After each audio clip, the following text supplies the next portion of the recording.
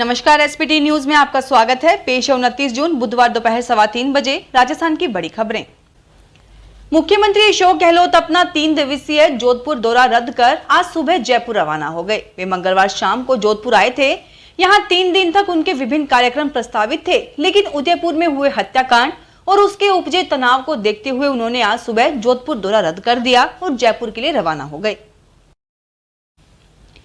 जयपुर रवाना होते समय सर्किट हाउस में मीडिया से बातचीत के दौरान मुख्यमंत्री अशोक गहलोत ने कहा कि बिना किसी एलिमेंट के ऐसी घटना संभव नहीं है। यह मेरा अनुभव कह रहा है। इस मामले में अपराधियों के किसी से लिंक है, कौन सी राष्ट्रीय या अंतर्राष्ट्रीय एजेंसियां हैं, क्या प्लान था, क्या षड्यंत्र था, इसकी हर पहलू से जांच होगी। उन्होंने प्रदेशवासियों से शांति की अपील की है। जयपुर में चांदपोल स्थित जनाना अस्पताल में भी अब आईपीडी टावर बनेगा। एसएमएस के बाद अब जयपुर में यह तीसरा अस्पताल होगा जहां आईपीडी टावर बनाकर मरीजों के इलाज के लिए सुविधाओं का विस्तार किया जाएगा। सांगानेरी गेट स्थित महिला चिकित्सालय के बाद अब जनाना अस्पताल चांदपोल में भी 110 करोड़ की लागत से आईपीडी टावर का निर्माण किया जाएगा। एसएमएस अस्पताल के प्रिंसिपल डॉक्टर सुधीर भंडारी ने बताया कि सांगानेरी गेट महिला चिकित्सालय और चांदपोल जनाना अस्पताल में सालाना करीब 55,000 डिलीवरी होती है। तकनीकी शिक्षा विभाग ने 11 इंजीनियरिंग कॉलेजों में सोसाइटी मोड खत्म करके इनको तकनीकी विश्वविद्यालयों का संगठक बनाने की घोषणा की थी, लेकिन 8 महीने निकलने के बाद भी स्टाफ, संपत्ति व अन्य दायित्वों को लेकर कोई कार्रवाई नहीं हुई है। अगले महीने से नया सेशन शुरू होने वाला है। इन कॉलेजों में चली टीम मैनेजमेंट फाइनेंशियल हालात को देखते हुए इनका नियंत्रण सोसाइटियों से लेकर 2 टेक्निकल यूनिवर्सिटी बीकानेर व कोटा व अन्य को सौंपने की घोषणा की गई थी, लेकिन अभी तक इस पर कोई कार्रवाई नहीं हुई है। 2 साल के लंबे इंतजार के बाद गुरुवार से अमरनाथ यात्रा शुरू हो रही है। ऐसे में प्रशासन सभी व्यवस्थाओं को फिनिशिंग टच देने के लिए ओवरटाइम काम कर रहा है। इस बार रिकॉर्ड 8 लाख लोगों के आने की उम्मीद है। अब तक 3 लाख से अधिक श्रद्धालु रजिस्ट्रेशन करा चुके हैं। 3,880 मीटर ऊंचाई पर स्थित पवित्र गुफा की 43 दिन लंबी यात्रा श्रीनगर में पहलगाम के 48 किलोमीटर वाले लंबे मार्ग व कश्मीर के बालटाल के 14 किलोमीटर वाले छोटे लेकिन दुर्गम मार्ग से एक साथ शुरू होगी। दोनों मार्गों पर हर रोज 10,000 यात्री ही जा सकेंगे। सुरक्षित और सुगम यात्रा के लिए कड़े बंदोबस्त किए गए हैं। इस साल जम्मू कश्मीर के गेटवे लखनपुर से 450 किलोमीटर दूर पवित्र गुफा तक सख्त पहरा है। सुरक्षा बलों के 70,000 से 1 लाख जवान यात्रा मार्ग पर तैनात है। यह अब तक की सबसे बड़ी सुरक्षा जमावड़ा है। राजस्थान हाईकोर्ट में मंगलवार दोपहर विद्युत फॉल्ट के कारण अंधेरा छा गया। सब स्टेशन से हाईकोर्ट के सप्लाई सिस्टम को जोड़ने वाला तार पिघलने से हाईकोर्ट परिसर में करीब 2 घंटे विद्युत सप्लाई बाधित रही। जनरेटर चालू किया, लेकिन वह भी 7 से 8 मिनट में ही हाँफ गया। इस कारण 10 से अधिक बेंचों को दोपहर करीब 2:30 बजे सुनवाई बीच में ही छोड़नी पड़ी।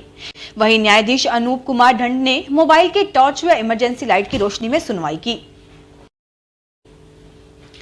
जोधपुर के जिला मजिस्ट्रेट एवं जिला कलेक्टर हिमांशु गुप्ता ने वर्तमान की घटनाओं के मद्देनजर आमजन से अपील की है कि किसी भी प्रकार की अफवाहों पर ध्यान न दे, न ही सोशल मीडिया पर अफवाहें फैलाएं।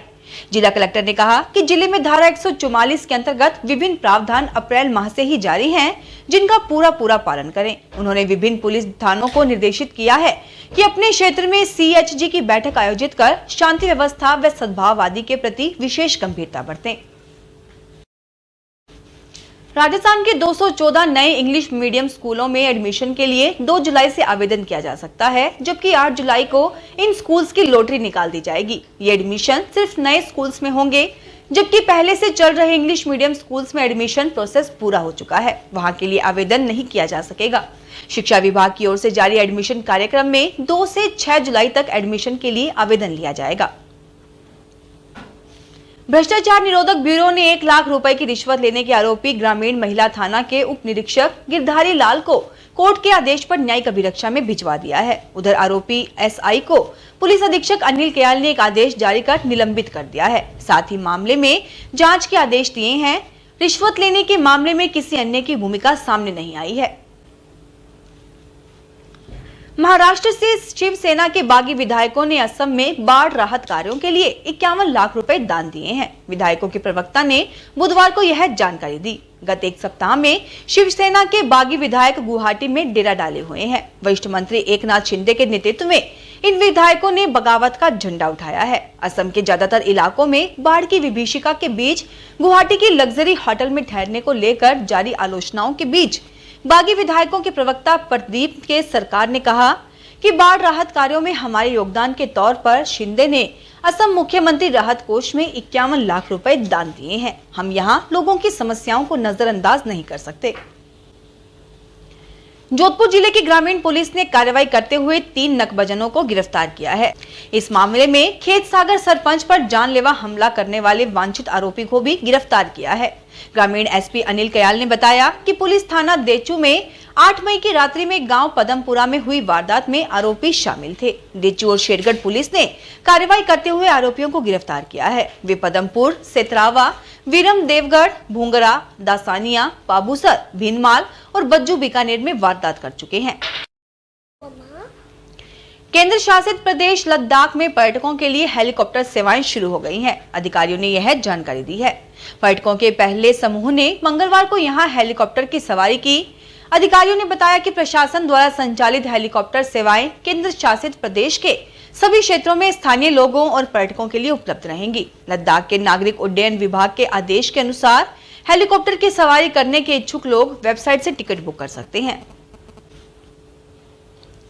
1 जुलाई से सिंगल यूज प्लास्टिक पर प्रतिबंध को लेकर सोचती गेट व्यापारी संस्था, राजस्थान पॉल्यूशन कंट्रोल बोर्ड एवं नगर निगम के संयुक्त तत्वाधान में एक बैठक आयोजित की गई। बैठक में केंद्र और राज्य सरकार की सिंगल यूज प्लास्टिक प्रतिबंध को लेकर जारी गाइडलाइन के बारे में उपस्थित सभी व्यापारियों के बीच जानकारी रखी गई। एम्पायर अवार्ड योजना में शिक्षा सत्र 2020-21 में चयनित अभ्यर्थियों का राज्य स्तरीय कंपटीशन 28 जून से शुरू हो गया है। 2 दिवसीय कंपटीशन में राज्य के 624 स्टूडेंट्स हिस्सा ले रहे हैं। कोरोना वायरस की वजह से राज्य स्तरीय प्रतियोगिता में देरी हुई है। कंपटीशन इस साल ऑनलाइन आयोजित किया जा रहा है। स्टूडेंट्स की ओर से कंपटीशन ऐप पर अपलोड किए गए आइडियाज का निरीक्षण नेशनल इनोवेशन फाउंडेशन की ओर से नियुक्त किए गए जूरी सदस्यों की ओर से किया जाएगा। राज्य स्तरीय प्रतियोगिता के आधार पर राजस्थान के 10% स्टूडेंट्स का सिलेक्शन राष्ट्रीय स्तर के कंपटीशन के लिए किया जाएगा।